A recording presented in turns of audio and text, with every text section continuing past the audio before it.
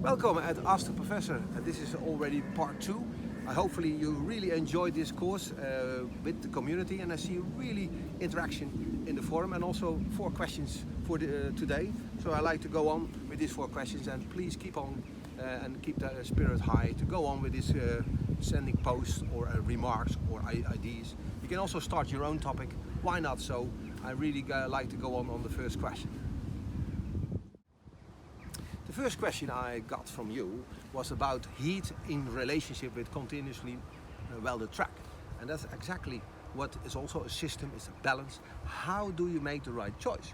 And I think you have to keep in mind that the construction is always very robust when you make it right in the beginning, when you make the construction or design it, but also when you maintain it well.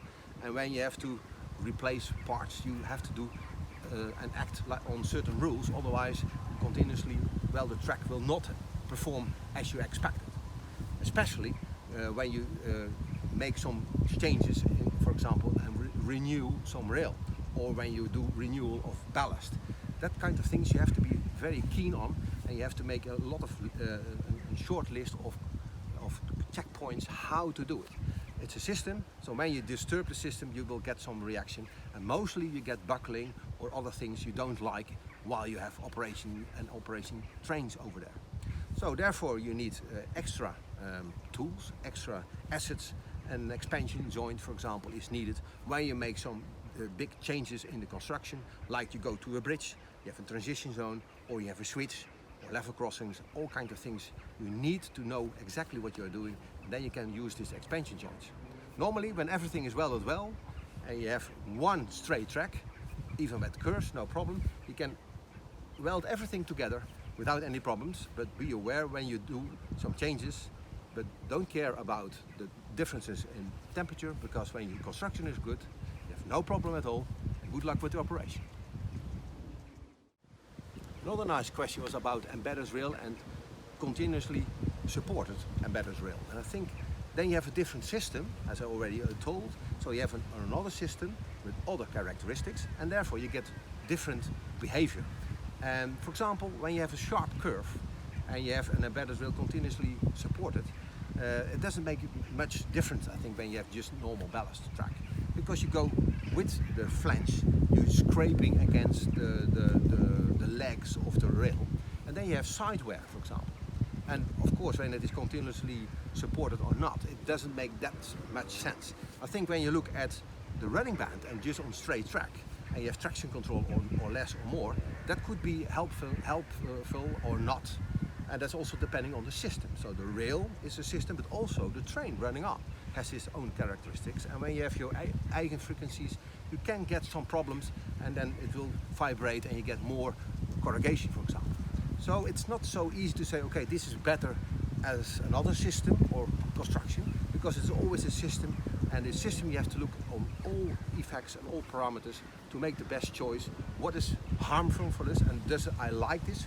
Because it will never have the best solution. There's always some pain, and you have to look for your balance, and that's you. You make the balance yourself, you make the decisions. The nice question was about, what about salt, and what about when you have tramway and you have also the connection on the same level when you have a level crossing with streets and also traffic on the road.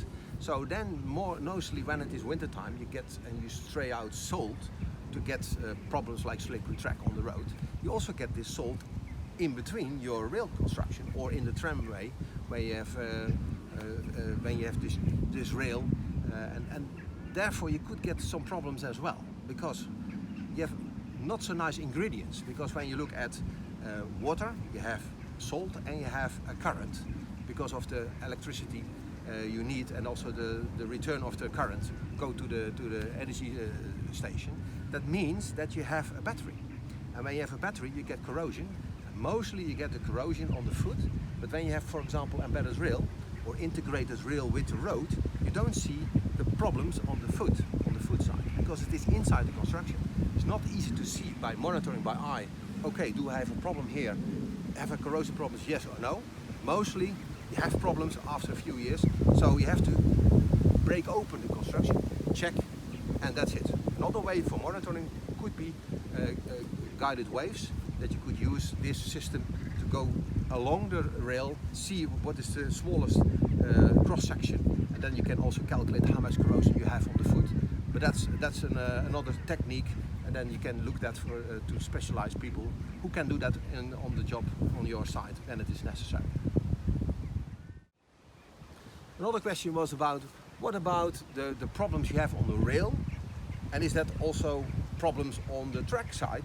Is that a copy on the vehicle side, on the wheels? As I said, wheel rail is a system, that's also what you learned. So a system, it's a system approach. So mostly what I see in the practice is when you see a problem on the rail, it's like a mirror, working as a mirror to the wheels. So when you have traction problems, you also see that not only on the rail, but also, for example, when you have braking problems and like flat wheels. So it's always a combination. So when you see cracks or problems, corrugation on the rail side, you also see typical issues as a mirror on the wheel side. So it's not easy to say, okay, I solve one thing on one side, or the wheel side, or on the rail side, and therefore I solved the problem on the other side. Mostly, you introduce another problem on the other side. So it's always a balance, and it is never be, I solve one thing in the system and that's it. So you have to be careful, what are the constraints, how are the interfaces, and how does it look like when you look at the wheel-rail interface, how is it connected, and that's your starting point, and also your ending point when you like to optimize or to build in new ideas. So always be careful, always give pain, and mostly the question I would give back to you is, which pain do you like the most? Because it always gives pain, but what can you organize easily, what can you pay, and what is the best way with your system in your own system at home. That's it. Thank you very much for all these questions, and I think we can go on with the forum. When you have ideas about what monitoring or what ideas or what solutions you have in your own country, please don't be shy. Put it on the email, put it on the fora as well. We can look at it, and maybe also other students can add, so we can make a nice storyline within the problems in each country. How does the solutions work out in different situations? I think that's exactly what we need. Also, the governance is influencing the technique, so it's not only technique which make the situation different, but also the politics, the culture, and also the budget, of course. So I'm really curious what you come up with in the next time. See you next time. Good luck.